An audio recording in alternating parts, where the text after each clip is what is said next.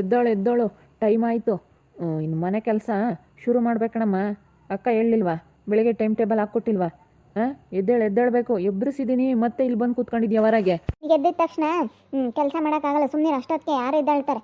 ನಾನು ಎದ್ದಾಳಲ್ಲ. ಅಮ್ಮ ಏನು ಹೇಳಿದ್ರು ನಾನು ಎದ್ದಾಳಲ್ಲ. ನನಗೆ ಇಷ್ಟೊತ್ತಿಗೆ ಎದ್ದಿರೋದಕ್ಕೆ 6 ಗಂಟೆ 6:30ಗೆ ಎದ್ದಿರೋದಕ್ಕೆ ನನಗೆ ಇನ್ನೂ ನಿದ್ದೆ ಬತ್ತೈತೆ.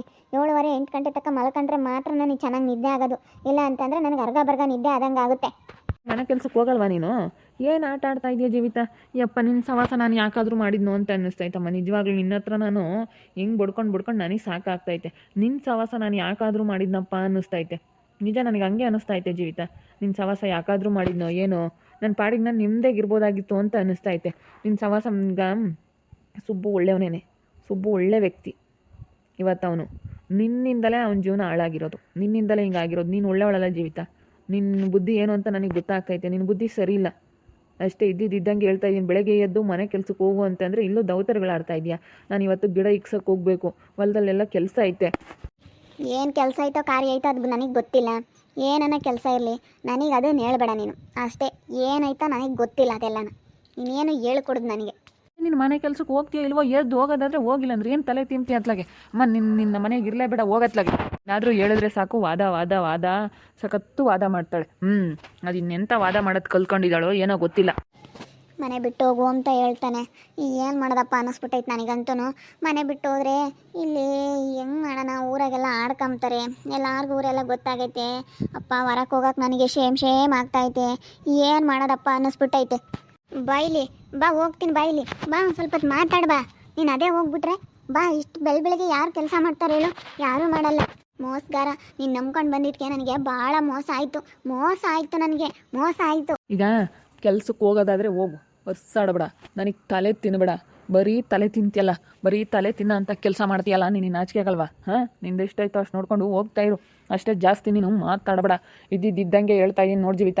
ಇಲ್ಲಿ ನೀನು ಜಾಸ್ತಿ ಮಾತಾಡ್ಕೊಡ್ದು. ನಿನ್ನ ಪಾಡಿಗೆ ನೀನು ಹೋಗು ಅಷ್ಟೇ. ಇಲ್ಲಿ ಬಂದು ನನಗೆ ನೀನು ಇಲ್ಲದ್ದೆಲ್ಲ ಮಾತಾಡಬೇಡ ನೋಡಿ, ಹೇಳಿರ್ತೀನಿ. ಮಾತಾಡಿದ್ರೆ ಸರಿ ಹೋಗಲ್ಲ. ನನಗೂ ನಿನಗೂ ಬೇರೆಯೇ ಆಗ್ಬಿಡುತ್ತೆ. ಕೆಲಸಕ್ಕೆ ಹೋಗೋದಾದರೆ ಈಗ ನಿನಗೆ ಮರ್ಯಾದೆ ಇರಲ್ಲ. ಎಲ್ಲದಾಗ ಹೋದ್ರೂ ಇಷ್ಟೇ, ಮಾಡ್ಕೊಂಡು ತಿನ್ನೋ ತಕ್ಕನ ಎಲ್ಲೂ ಪುಕ್ಸಟೆ ಏನೂ ಸಿಗಲ್ಲ. ಮಾಡ್ಕೊಂಡು ತಿನ್ನಲೇಬೇಕು. ಎಲ್ಲೋದ್ರೂ ಮಾಡಬೇಕು, ತಿನ್ನಬೇಕು. ಯಾರೋ ಒಬ್ಬ ಅದೃಷ್ಟ ಇದ್ದವನು ಕಾಲ ಮೇಲೆ ಕಾಲು ಹಾಕ್ಕೊಂಡು ಮುಂಡ್ರು ಮುಗಿಯೋ ಅಂತ ಅಷ್ಟು ಸಂಪಾದನೆ ಮಾಡಿರ್ತಾನೆ. ಆದ್ರೂ ಅವನು ಕೆಲಸ ಮಾಡಿರ್ತಾನೆ. ಆದರೆ ದೇವರು ಕೆಲಸ ಮಾಡ್ದಲ್ಲೇ ಯಾರಿಗೂ ಒಂದು ತನ್ನ ಪ್ರಿಯ ಕೊಡಲ್ಲ.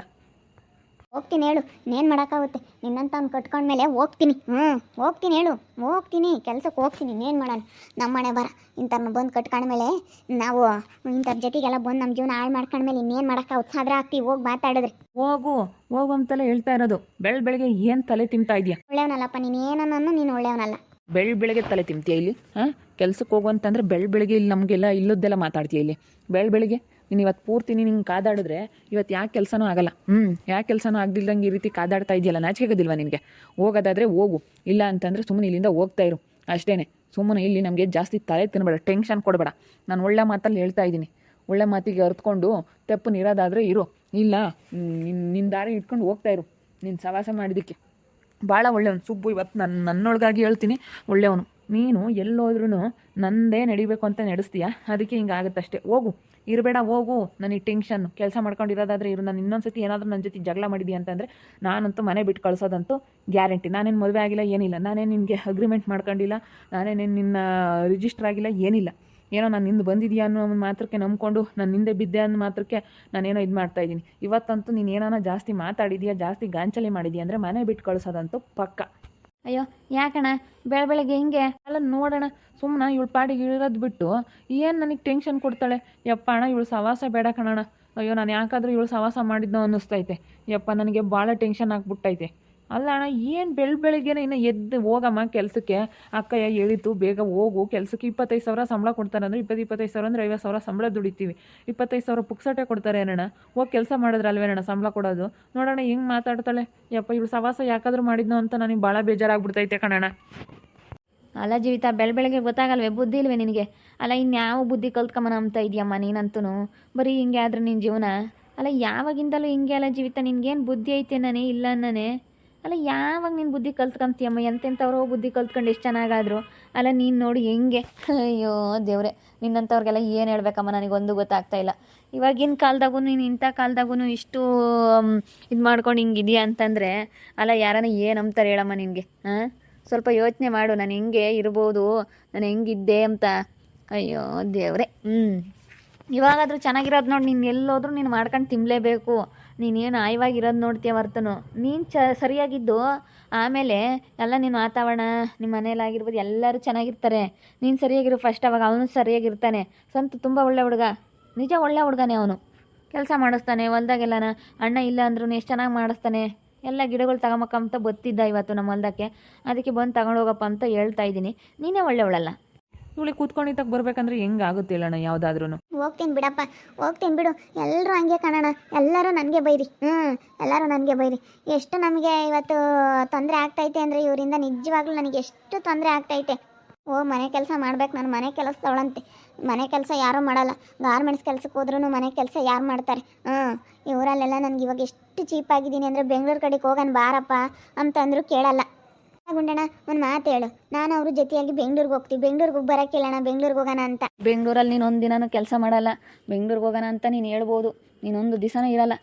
ಬೆಂಗಳೂರಿಗೆ ಹೋಗೋಣ ಅಂತ ಹೇಳ್ತಾ ಇದ್ದರೆ ಬೆಂಗಳೂರಲ್ಲಿ ನೀನು ಕೆಲಸ ಮಾಡ್ತೀಯ ಅಂತ ಅಂದ್ಕೊಂಡಿದ್ಯಾ ಜೀವಿತ? ಬೆಂಗಳೂರು ಜೀವನ ಅಂತ ಏನಂತ ಗೊತ್ತಾ ನಿನಗೆ? ಫಸ್ಟು ನೀನು ಇಲ್ಲೇ ಹಿಂಗೆ ಕೆಲಸ ಮಾಡಲ್ಲ, ಇನ್ನು ಬೆಂಗಳೂರಲ್ಲಿ ನೀನು ಕೆಲಸ ಮಾಡ್ತೀನಿ ಅಂತಂದರೆ ಅಯ್ಯೋ ತಗ.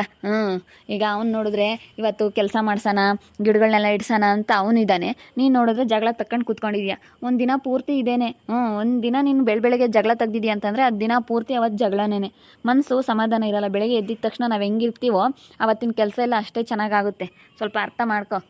ಅಲ್ಲ ಏನು ಬೇಕು, ಮನೆ ಕೊಟ್ಟವ್ರೆ 20-25 ಸಾವಿರ ಸಂಬಳ, 50 ಸಾವಿರ ಅಂತಂದರೆ ನಿನಗೆ ದೇವ್ರಾಣೆಗೂ ಬುದ್ಧಿ ಇಲ್ಲ ಜೀವಿತ, ದೇವ್ರಾಣೆಗೂ ಬುದ್ಧಿ ಇಲ್ಲ. ಬುದ್ಧಿ ಇರೋಳಾಗಿದ್ದರೆ ನೀನು ಹಿಂಗೆ ಮಾಡ್ತಾ ಇರಲಿಲ್ಲ. ಬಾರಣ, ಅವಳಿಗೆ ಎಷ್ಟು ಹೇಳಿದ್ರು ಅಷ್ಟೇ. ನಾನು ಇವತ್ತು ನೋಡ್ತೀನಿ, ಇವತ್ತಂತೂ ಮನೆಯಿಂದ ಆಚೆ ಕಳ್ಸೋದಂತೂ ಪಕ್ಕ. ನಾನೇ ನೀನು ಮದುವೆ ಆಗಿಲ್ಲ, ರಿಜಿಸ್ಟರ್ ಆಗಿಲ್ಲ, ಏನಿಲ್ಲ, ಹೋಗ್ತಾ ಇರಲಿಲ್ಲ. ಅವಳು ದಾರಿ ಹಿಡ್ಕೊಂಡವಳು. ನಾನು ಇಂಥದ್ದೆಲ್ಲ ಟೆನ್ಷನ್ ತಗೊಳಕ್ಕೆ ತಯಾರಿಲ್ಲ. ನನಗೆ ನಮ್ಮಣ್ಣ ಎಲ್ಲಾದರೂ ಎಂಟೊಂದು ಮದುವೆ ಮಾಡುತ್ತೆ. ನಾನೇನು ಅವಳು ಇದ್ದೇ ಬಿದ್ದಿರಲಿಲ್ಲ. ಅವಳು ನಾನು ಹಿಂದೆ ಬಂದಿರೋದು ಹೊರತು ನಾನೇನು ಅವಳು ಹಿಂದೆ ಬಂದಿರಲಿಲ್ಲ.